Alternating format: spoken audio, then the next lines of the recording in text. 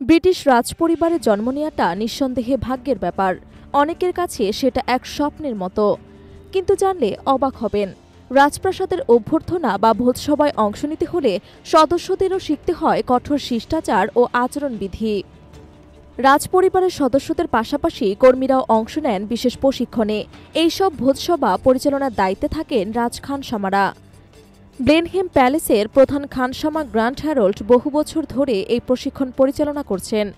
তিনি Prince Charles এবং Prince হ্যারিকে নিজ হাতে শেখান রাজকীয় টেবিল আচরণ। এমনকি জানলে হয়তো হতবাক হবেন, খাবার টেবিলে বাসনকোসনের ব্যবস্থাপনাও থাকে নিখুঁত নিয়মে বাঁধা। কোন চেয়ার কতটুকু দূরত্বে থাকবে, প্লেট এবং গ্লাসের মাঝে ঠিক কতটুকু ফাঁকা থাকতে হবে, এসবই নির্দিষ্ট নিয়ম অনুযায়ী। চামচ, ছুরি, প্লেট কিংবা গ্লাস সবকিছুই নির্দিষ্ট কোণে দূরত্বে রাখতে হবে, যেন দেখতে লাগে নিখুঁত জ্যামিতিক বিন্যাসে সাজানো।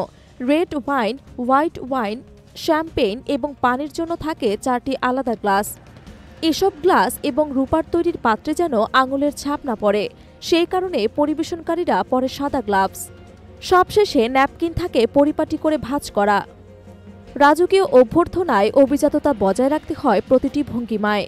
সম্মান জানানোর নিয়ম হল এক পা পেছনে রেখে সামান্য ঝুঁকে অভিবাদন জানানো।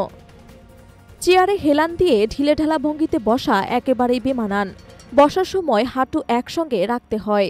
কেউ চাইলে পা সামান্য বাঁকা করে আরাম করে বসতে পারেন। খাবারের টেবিলে হাতের কবজি, কনুই, এমনকি মোবাইল ফোনও রাখা নিষিদ্ধ। চা নাড়াতেও আছে নিয়ম। চামচ দিয়ে কাপের ভেতরে সামনে পেছনে ঘোরাতে হবে ধীরে ধীরে, কোনোভাবেই যেন শব্দ না হয়।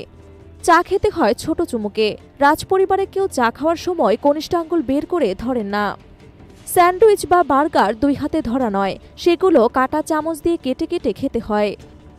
সকালের নাশতায় পেস্ট্রি সহ আরও কিছু খাবার থাকলেও একবারে একটির বেশি নেওয়া যায় না। পাশের অতিথিকে আগে পরিবেশন করে তারপর নিজে নিতে হয়। এমনকি বোতল থেকে সরাসরি পানি পান করা যাবে না, আগে গ্লাসে ঢেলে নিতে হবে।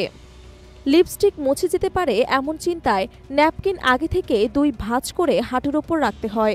দরকার হলে রুমালের এক কোণে তা মুছে নেওয়া যায়। রাজপরিবারে লেডিজ ফার্স্ট নিয়মটি কঠোরভাবে মানা হয়।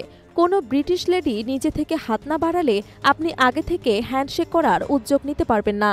এই রকম অসংখ্য সূক্ষ্ম নিয়মকানুন নিয়েই পরিচালিত হয় ব্রিটিশ রাজপরিবারের ভোজ ও আচরণ ব্যবস্থা। এই সব নিয়ম মেনে চলেন রাজপরিবারের সবাই।